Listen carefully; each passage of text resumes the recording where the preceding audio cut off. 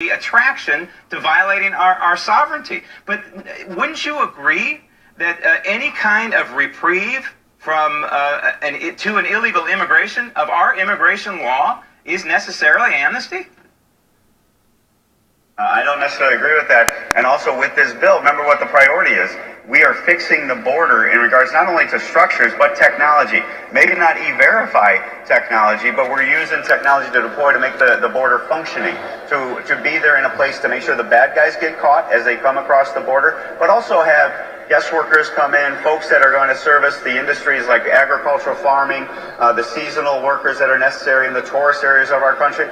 I would love to see Americans have the work ethic to do those jobs, but the reality is that's just not the lay of the land in the case as we see today. And I can have a conversation with you about the American work ethic and how we have to recapture that. But in the meantime, we got real people losing their businesses, families going under because they can't get access to workers to pick those crops or put together those resorts that need to be operating during the summer months. Well, I have a little bit of experience in this, and I will tell you that if the price of lettuce goes up, then the price of lettuce goes up. That's just the way it is. That's the free market. And I would argue that the prices are being kept artificially low.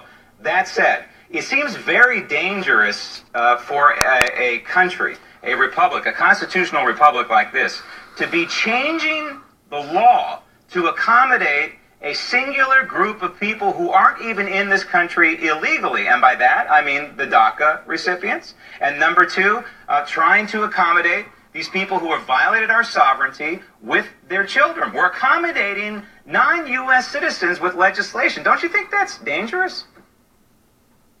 Well, I think obviously sending the message that, and that's why I wouldn't support amnesty. That's why I don't believe this is amnesty, because the people violating the law, the adults that are bringing their children here, they're the ones that are not being addressed and being resolved with this legislation. They're still being subject to the penalties of the law. It's the kids that come here innocently, right, that I will say I'm willing to stand with them to protect them. All right, but if Congress votes to change this law, and I'm not being facetious here, I'm making a point.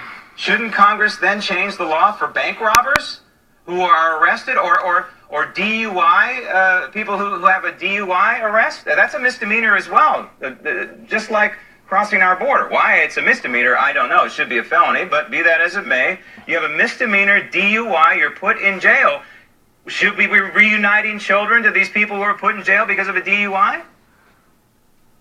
I think that hypothetical is better appropriately set when you say bank robber who brings his kid in order to rob the bank. You hold the bank robber accountable, but that kid who's innocently there, maybe we have a compassionate, caring. Right, but we separate the two. That kid accountable for the. We don't let the bank robber have the kid in jail. That's what we're doing.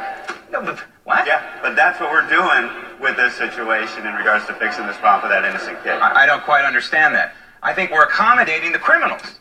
You would agree that an illegal immigrant necessarily, by definition, is a criminal, right? Yeah. Oh, absolutely. And they need to be held accountable.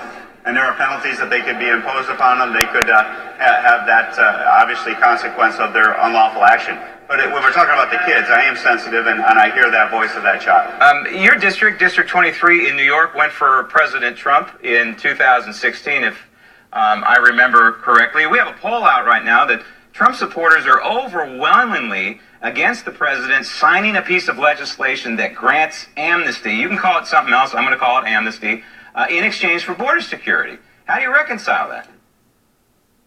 Well, that's right. This is an amnesty, and I think the president was very clear when he came up and talked with us yesterday and said he'd be willing to support that because he doesn't see this as amnesty just like we don't.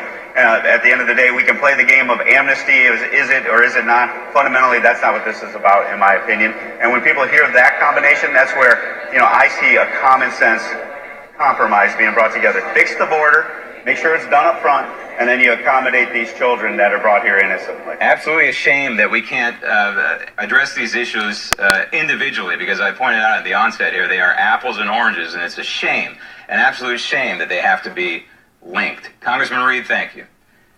Coming up next, closing gaping immigration loopholes, including catch and release. Also ahead, Team Obama's cybersecurity guy on the Susan Rice stand-down order. As far as your cyber response, you were told to stand down. Is that correct? Those actions were put on the back burner, yes.